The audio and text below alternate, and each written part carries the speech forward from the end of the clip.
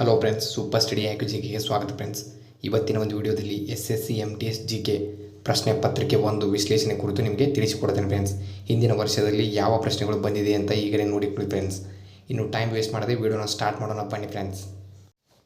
ಪ್ರಶ್ನೆ ಒಂದು, ಡೆಕ್ಕನ್ನಲ್ಲಿ ಮರಾಠರು ಸಂಗ್ರಹಿಸಿದ ಭೂ ಕಂದಾಯದ 25% ಏನೆಂದು ಕರೆಯುತ್ತಾರೆ? Option number A Sardeshmukhi, option number B Chauth, option number C Bhoga, option number D Baga. ಇದಕ್ಕೆ ಸರಿಯಾದ ಉತ್ತರ ಯಾವುದಪ್ಪ ಅಂತಂದ್ರೆ ಆಪ್ಷನ್ ನಂಬರ್ ಬಿ ಚೌತ್ ಅಂತ ಹೇಳ್ಬೋದು ಫ್ರೆಂಡ್ಸ್. ಮರಾಠರು ಸಂಗ್ರಹಿಸಿದ ಭೂಕಂದಾಯವನ್ನು ಚೌತ್ ಅಂತ ಕರಿತಿದ್ರು ಫ್ರೆಂಡ್ಸ್. ಈ ಚೌತ್ನ ಬಗ್ಗೆ ಹೇಳಬೇಕಂದ್ರೆ ಚೌತ್ನ ಸಂಸ್ಕೃತ ಅರ್ಥವು 4ನೇ ಒಂದು ಭಾಗವಾಗಿತ್ತು. ಸರ್ದೇಶಮುಖಿ ಚೌತ್ ಮೇಲೆ ಹೆಚ್ಚುವರಿ 10% ಲೇವಿಯನ್ನು ಹೂಡಿತ್ತು. ಇದನ್ನು ರಾಮನಗರದ ಕೋಲಿ ಮಹಾರಾಜ ಸೋಮಶ ಪ್ರಾರಂಭಿಸ್ತಾರೆ ಫ್ರೆಂಡ್ಸ್. ಚೌತನ್ನು 18ನೇ ಶತಮಾನದ ಆರಂಭದಿಂದ ಹೇರಲಾಯಿತು ಅಂತ ಹೇಳ್ಬೋದು. ಪ್ರಶ್ನೆ 2, the race of my life ಪ್ರಸಿದ್ಧ ಭಾರತೀಯ ಅಥ್ಲೇಟ್ ಇದು ಯಾರ ಆತ್ಮಚರಿತ್ರೆಯಾಗಿದೆ? Option number A Milkha Singh, option number B Yuvraj Singh, option number C Sania Mirza, option number D Kapil Dev. Friends, ಇದಕ್ಕೆ ಸರಿಯಾದ ಉತ್ತರ ಬಂದ್ಬಿಟ್ಟು option number A Milkha Singh ಅಂತ ಹೇಳ್ಬೋದು ಫ್ರೆಂಡ್ಸ್. ಇದರ ರಿಲೇಟೆಡ್ ಸ್ವಲ್ಪ ನೋಟ್ಸನ್ನು ಹೇಳ್ತೀನಿ ಫ್ರೆಂಡ್ಸ್. ಮಿಲ್ಖಾ ಸಿಂಗ್ ಅವರನ್ನು ಫ್ಲೈಯಿಂಗ್ ಸಿಖ್ ಅಂತ ಕರಿತಿದ್ರು ಫ್ರೆಂಡ್ಸ್.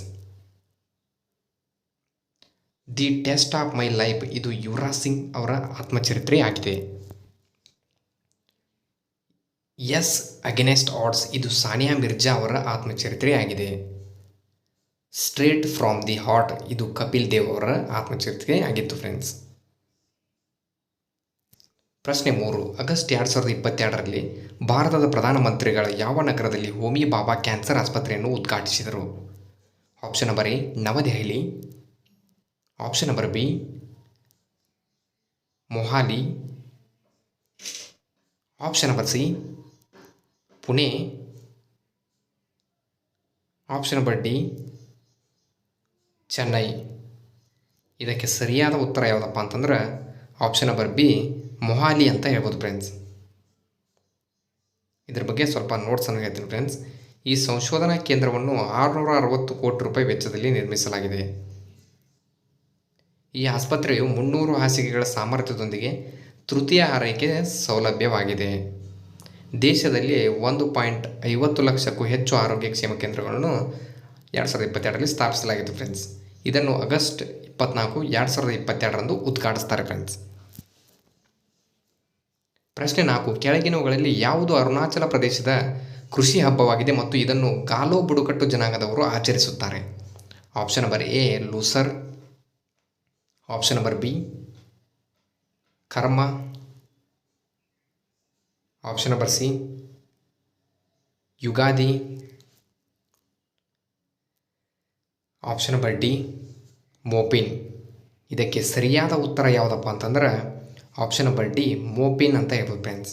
ಇದು ಅರುಣಾಚಲ ಪ್ರದೇಶದ ಹಬ್ಬವಾಗಿದೆ ಫ್ರೆಂಡ್ಸ್. ಇದರ ರಿಲೇಟೆಡ್ ಸ್ವಲ್ಪ ನೋಟ್ಸನ್ನು ಹೇಳ್ತೀನಿ ಫ್ರೆಂಡ್ಸ್. ಯುಗಾದಿ ಇದು ಆಂಧ್ರ ಪ್ರದೇಶದ ಪ್ರಸಿದ್ಧ ಹಬ್ಬ ಅಂತ ಹೇಳ್ಬೋದು. ಲೂಸರ್ ಇದು ಕೂಡ ಅರುಣಾಚಲ ಪ್ರದೇಶದ ಪ್ರಸಿದ್ಧ ಹಬ್ಬವಾಗಿದೆ. ಬೈಸಾಖಿ ಹಬ್ಬವು ಇದು ಪಂಜಾಬ್ನ ಪ್ರಮುಖ ಹಬ್ಬ ಅಂತಲೇ ಹೇಳ್ಬೋದು. ಪೊಂಗಲ್ ಇದು ತಮಿಳುನಾಡಿನ ಪ್ರಮುಖ ಹಬ್ಬವಾಗಿದೆ. ಪ್ರಶ್ನೆ 5, ಚಿನ್ನದ ಗಣಿ ಕುಸಿತದಿಂದಾಗಿ ಸುದ್ದಿಯಲ್ಲಿ ಕಾಣಿಸಿಕೊಂಡ ಕ್ಸಿನ್ಜಿಯಾಂಗ್ ಪ್ರದೇಶವು ಯಾವ ದೇಶದಲ್ಲಿದೆ? Option number A Japan, option number B America,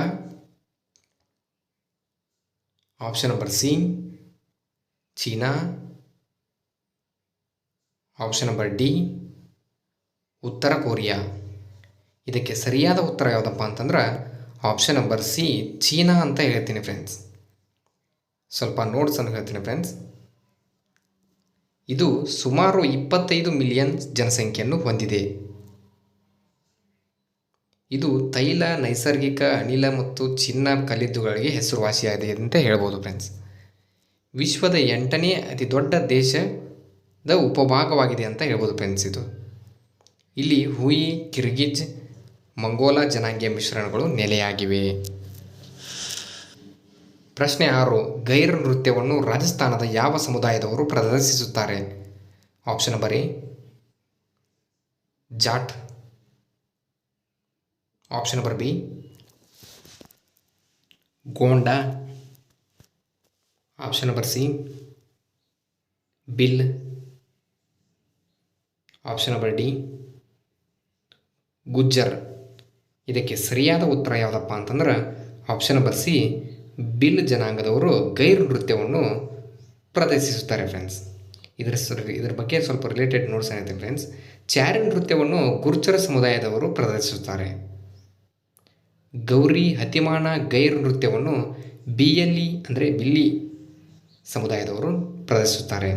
Louvre, ವಾಲರ್, ಜೌಡಾ, ಕೂಡ್, Mandal ನೃತ್ಯವನ್ನು ಗರಾಸಿಯಾ ಸಮುದಾಯದವರು ಪ್ರದರ್ಶಿಸುತ್ತಾರೆ. ಚಕ್ರಿ, ಪೈಜಾನ್ ಮತ್ತು ದಕಡ್ ಇದನ್ನು ಕಂಜರ್ ಸಮುದಾಯದವರು ಪ್ರದರ್ಶಿಸುತ್ತಾರೆ ಫ್ರೆಂಡ್ಸ್. ಪ್ರಶ್ನೆಗಳು: ಯಾವ ಅಪರಾಧಕ್ಕಾಗಿ ಪೊಲೀಸರು ಯಾವುದೇ ವ್ಯಕ್ತಿಯನ್ನು ನ್ಯಾಯಾಲಯದ ಆದೇಶವಿಲ್ಲದೆ ಬಂಧಿಸಬಹುದು?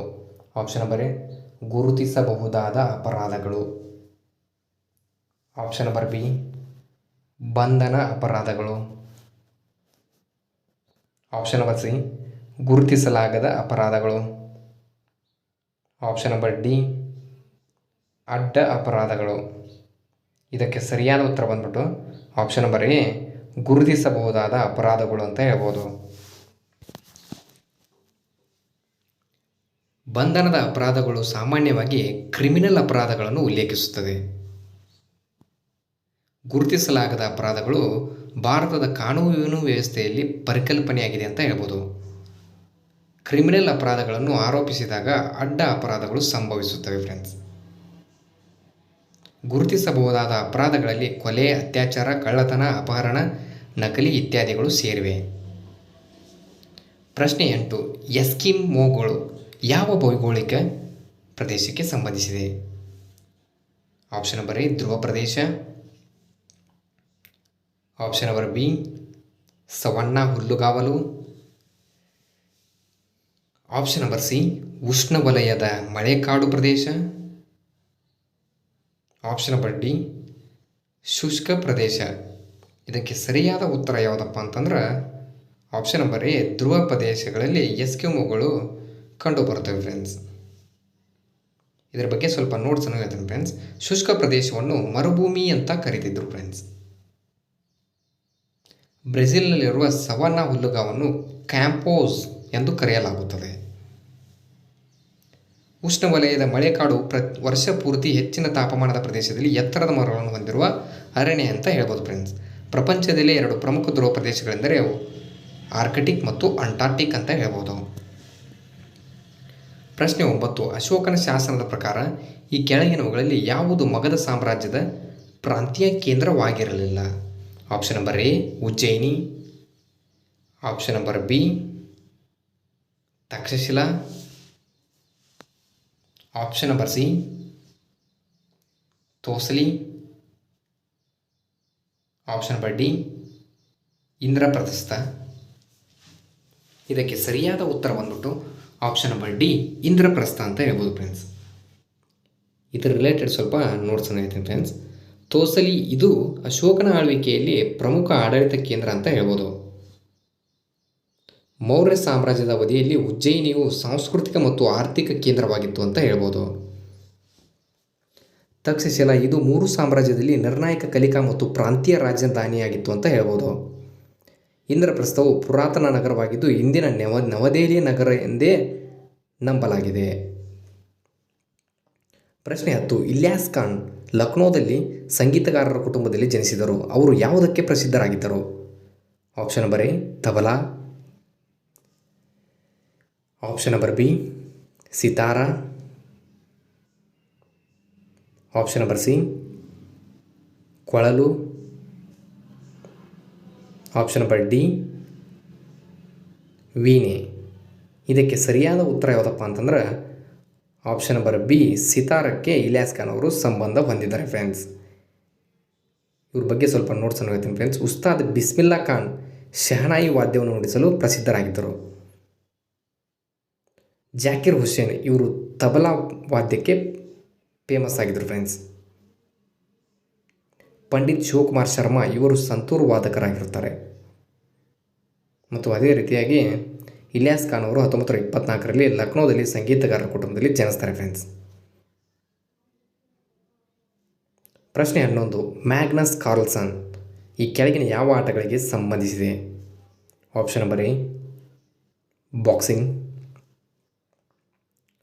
Option number B, golf. Option number C, table tennis. Option number D, ಚದುರಂಗ ಅಂದರೆ ಚೆಸ್. ಫ್ರೆಂಡ್ಸ್, ಇದಕ್ಕೆ ಸರಿಯಾದ ಉತ್ತರ ಬಂದ್ಬಿಟ್ಟು ಆಪ್ಷನ್ ನಂಬರ್ ಡಿ, ಚದುರಂಗ ಅಂತ ಹೇಳ್ಬೋದು ಫ್ರೆಂಡ್ಸ್. ಮ್ಯಾಗ್ನಸ್ ಕಾರ್ಲ್ಸನ್ ಅವರು ಚದುರಂಗಕ್ಕೆ ಸಂಬಂಧಿಸ್ತಾರೆ ಫ್ರೆಂಡ್ಸ್. ಇದ್ರ ರಿಲೇಟೆಡ್ ಸ್ವಲ್ಪ ನೋಟ್ಸನ್ನು ಹೇಳ್ತೀನಿ ಫ್ರೆಂಡ್ಸ್. ಯುವರಾಜ್ ಸಿಂಗ್ ಅವರು ಕ್ರಿಕೆಟ್ ಆಟಕ್ಕೆ ಸಂಬಂಧಿಸಿದ್ದಾರೆ. ಅದೇ ರೀತಿಯಾಗಿ ಮೇರಿ ಕೋಮ್ ಅವರು ಬಾಕ್ಸಿಂಗ್ ಆಟಕ್ಕೆ ಸಂಬಂಧಿಸಿದ್ದಾರೆ. ಧ್ಯಾನ್ ಚಂದ್ ಅವರು ಹಾಕಿ ಆಟಕ್ಕೆ ಸಂಬಂಧಿಸಿದ್ದಾರೆ. ಪೀಲೆ ಅವರು ಫುಟ್ಬಾಲ್ ಆಟಕ್ಕೆ ಸಂಬಂಧಿಸಿರುತ್ತಾರೆ. ಪ್ರಶ್ನೆ 12, 1982ರ ಏಷ್ಯನ್ ಕ್ರೀಡಾಕೂಟವನ್ನು ಯಾವ ದೇಶವು ಆಯೋಜಿಸಿತು? Option number A, China. Option number B, Pakistan. Option number C, Bharat. Option number D, Qatar. ಇದಕ್ಕೆ ಸರಿಯಾದ ಉತ್ತರ ಬಂದ್ಬಿಟ್ಟು ಆಪ್ಷನ್ ನಂಬರ್ ಸಿ, ಭಾರತ ಅಂತ ಹೇಳ್ಬೋದು ಫ್ರೆಂಡ್ಸ್. 1982ರಲ್ಲಿ ಭಾರತವು ಏಷ್ಯನ್ ಕ್ರೀಡಾಕೂಟವನ್ನು ಆರಂಭಿಸಿತು ಫ್ರೆಂಡ್ಸ್. ಇದರ ಬಗ್ಗೆ ಸ್ವಲ್ಪ ರಿಲೇಟೆಡ್ ನೋಟ್ಸ್ ಅಂದಿದ್ದೇನೆ ಫ್ರೆಂಡ್ಸ್. ಮೊದಲ ಏಷ್ಯನ್ ಗೇಮ್ಸ್ ಬಂದ್ಬಿಟ್ಟು ಇದು 1951ರಲ್ಲಿ ಭಾರತದ ನವದೆಹಲಿಯಲ್ಲಿ ನಡೀತು ಅಂತ ಹೇಳ್ಬೋದು. ಏಷ್ಯನ್ ಕ್ರೀಡಾಕೂಟದ ಧ್ಯೇಯವಾಕ್ಯ ಏನಪ್ಪ ಅಂತಂದರೆ ಎಂದಿಗೂ ಮುಂದಕ್ಕೆ. ಇದು ಏಷ್ಯನ್ ಕ್ರೀಡಾಕೂಟದ ಧ್ಯೇಯವಾಕ್ಯವಾಗಿದೆ ಫ್ರೆಂಡ್ಸ್. ಭಾರತ ಇದುವರೆಗೆ 2 ಬಾರಿ ಏಷ್ಯನ್ ಗೇಮ್ಸ್ ಆತಿಥ್ಯ ವಹಿಸಿದೆ. ಧ್ಯೇಯವಾಕ್ಯವನ್ನು ನೀಡಿದವರು ಯಾರಪ್ಪ ಅಂತಂದರೆ ಜವಾಹರ್ಲಾಲ್ ನೆಹರು ಅಂತ ಹೇಳ್ಬೋದು. ಪ್ರಶ್ನೆ 13, ಮಾನವನ ದೇಹದ ಸಾಮಾನ್ಯ ತಾಪಮಾನ ಎಷ್ಟು? Option number A, 39 degree Celsius. Option number B, 37 degree Celsius. Option number C, 34 degree Celsius. Option number D, 32 degree Celsius. ಇದಕ್ಕೆ ಸರಿಯಾದ ಉತ್ತರ ಬಂದ್ಬಿಟ್ಟು option number B, 37 degree Celsius ಮಾನವನ ದೇಹದ ಸಾಮಾನ್ಯದ ತಾಪಮಾನ ಅಂತ ಹೇಳ್ಬೋದು. ಇದರ ಬಗ್ಗೆ ಸ್ವಲ್ಪ ನೋಟ್ಸನ್ನು ಹೇಳ್ತೀನಿ ಫ್ರೆಂಡ್ಸ್. ಮಾನವನ ದೇಹದ ಸಾಮಾನ್ಯ ಉಷ್ಣತೆಯು ಸಾಮಾನ್ಯವಾಗಿ 98.6 ಡಿಗ್ರಿ ಫ್ಯಾರನ್ಹೀಟ್ ಇರುತ್ತದೆ. ಮಾನವನ ದೇಹದ ಅತಿ ಚಿಕ್ಕ ಮೂಳೆ ಬಂದ್ಬಿಟ್ಟು ಸ್ಟೆಪಿಸ್ ಅಂತ ಹೇಳ್ಬೋದು. ಮಾನವನ ದೇಹದಲ್ಲಿ 206 ಮೂಳೆಗಳಿವೆ. ಮಾನವನ ದೇಹದ ಶಕ್ತಿ ಉತ್ಪಾದನಾ ಕೇಂದ್ರ ಬಂದ್ಬಿಟ್ಟು ಮೈಟೋಕಾಂಡ್ರಿಯಾ ಅಂತ ಹೇಳ್ಬೋದು ಫ್ರೆಂಡ್ಸ್. ಪ್ರಶ್ನೆ 14, ಭಾರತದಲ್ಲಿ ಎಷ್ಟು ಜೀವಗೋಳ ಮೀಸಲುಗಳಿವೆ? Option number A, 18. Option number B, 19. Option number C, 17. Option number D, 16. ಇದಕ್ಕೆ ಸರಿಯಾದ ಉತ್ತರ ಬಂದ್ಬಿಟ್ಟು ಆಪ್ಷನ್ ನಂಬರ್ ಎ, 18 ಜೀವಗೋಳ ಮೀಸಲುಗಳಿವೆ ಫ್ರೆಂಡ್ಸ್. ಸ್ವಲ್ಪ ನೋಟ್ಸನ್ನು ಹೇಳ್ತೀನಿ ಫ್ರೆಂಡ್ಸ್. ಭಾರತದಲ್ಲಿನ ಜೀವಗೋಳ ಮೀಸಲುಗಳು ಉದಾಹರಣೆಗಳೆಂದರೆ ನೀಲಗಿರಿ ಜೀವಗೋಳ ಮೀಸಲು, ಬಂಡೀಪುರ ರಾಷ್ಟ್ರೀಯ ಉದ್ಯಾನವನ ಬಂದ್ಬಿಟ್ಟು ಇದು ಕರ್ನಾಟಕದಲ್ಲಿ ಕಂಡುಬರುತ್ತದೆ. ನಂದಾದೇವಿ ರಾಷ್ಟ್ರೀಯ ಉದ್ಯಾನವನ ಬಂದ್ಬಿಟ್ಟು ಇದು ಉತ್ತರಾಖಂಡದಲ್ಲಿ ಕಂಡುಬರುತ್ತದೆ. ಹೆಮಿಸ್ ರಾಷ್ಟ್ರೀಯ ಉದ್ಯಾನವನ ಬಂದ್ಬಿಟ್ಟು ಇದು ಲಡಾಖ್ದಲ್ಲಿ ಕಂಡುಬರುತ್ತದೆ. ಪ್ರಶ್ನೆ 15, ಖಜುರಾಹೋದಲ್ಲಿನ ದೇವಾಲಯವನ್ನು ಯಾವ ರಾಜವಂಶ ಅವಧಿಯಲ್ಲಿ ನಿರ್ಮಿಸಲಾಯಿತು? ಆಪ್ಷನ್ ನಂಬರ್ ಎ, ಮೌರ್ಯ ಸಾಮ್ರಾಜ್ಯ. ಆಪ್ಷನ್ ನಂಬರ್ ಬಿ, ವಿಜಯನಗರ ಸಾಮ್ರಾಜ್ಯ. ಆಪ್ಷನ್ ನಂಬರ್ ಸಿ ಚಂದೇಲ ರಾಜವಂಶ. ಆಪ್ಷನ್ ನಂಬರ್ ಡಿ ನಂದ ರಾಜವಂಶ. ಇದಕ್ಕೆ ಸರಿಯಾದ ಉತ್ತರ ಬಂದ್ಬಿಟ್ಟು ಆಪ್ಷನ್ ನಂಬರ್ ಸಿ ಚಂದೇಲ ರಾಜವಂಶರು ಖಜಾರಹೋ ದೇವಾಲಯವನ್ನು ಕಟ್ಟಿಸ್ತಾರೆ ಫ್ರೆಂಡ್ಸ್. ಇದರ ರಿಲೇಟೆಡ್ ಸ್ವಲ್ಪ ನೋಟ್ಸನ್ನು ಹೇಳ್ತೇನೆ ಫ್ರೆಂಡ್ಸ್. ಮೌರ್ಯ ರಾಜವಂಶವು ತನ್ನ ರಾಜಕೀಯ ಮತ್ತು ಮಿಲಿಟರಿ ಸಾಧನೆಗಳಿಗೆ ಹೆಸರುವಾಸಿಯಾಗಿದೆ. ಮೌರ್ಯ ರಾಜವಂಶವು ಇದು 4ರಿಂದ 2ನೇ ಶತಮಾನದವರೆಗೆ ಕ್ರಿಸ್ತಿ ಪೂರ್ವದವರೆಗೆ ಆಳಿತು ಅಂತ ಹೇಳ್ಬೋದು. ಮೌರ್ಯ ಸಾಮ್ರಾಜ್ಯ ಸ್ಥಾಪಕ ಬಂದ್ಬಿಟ್ಟು ಚಂದ್ರಗುಪ್ತ ಮೌರ್ಯ ಅಂತ ಹೇಳ್ಬೋದು. ನಂದ ವಂಶದ ಸ್ಥಾಪಕ ಬಂದ್ಬಿಟ್ಟು ಧನನಂದ ಅಂತ ಹೇಳ್ಬೋದು.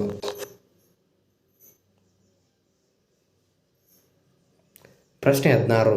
ಬಜೆಟ್ 2023-24 ಪ್ರಕಾರ ಸರ್ಕಾರದ ಪ್ರತಿ ಒಂದು ಮರು ಸ್ವೀಕೃತಿಗೆ ನಿಗಮ ತೆರಿಗೆಯಿಂದ ಎಷ್ಟು ಬರುತ್ತದೆ? Option number A 154 paise. Option number B 175 paise. Option number C 184 paise.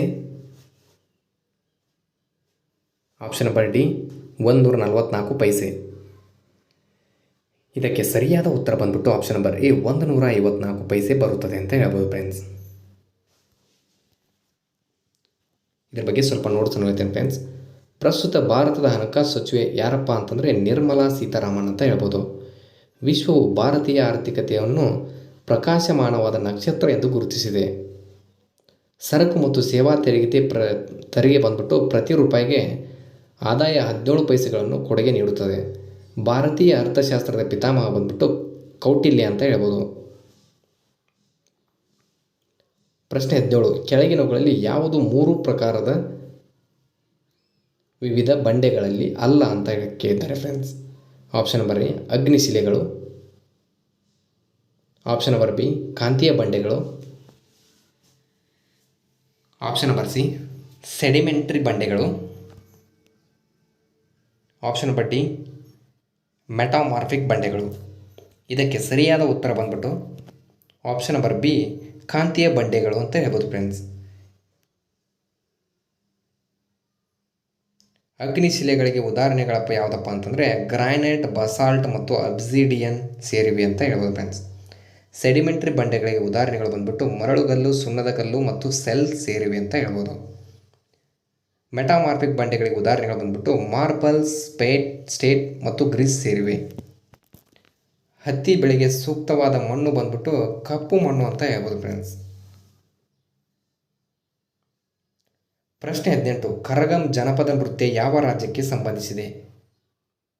Option number A Haryana ರಾಜ್ಯ. ಆಪ್ಷನ್ ನಂಬರ್ ಬಿ ಅಸ್ಸಾಂ ರಾಜ್ಯ. ಆಪ್ಷನ್ ನಂಬರ್ ಸಿ ತಮಿಳುನಾಡು ರಾಜ್ಯ.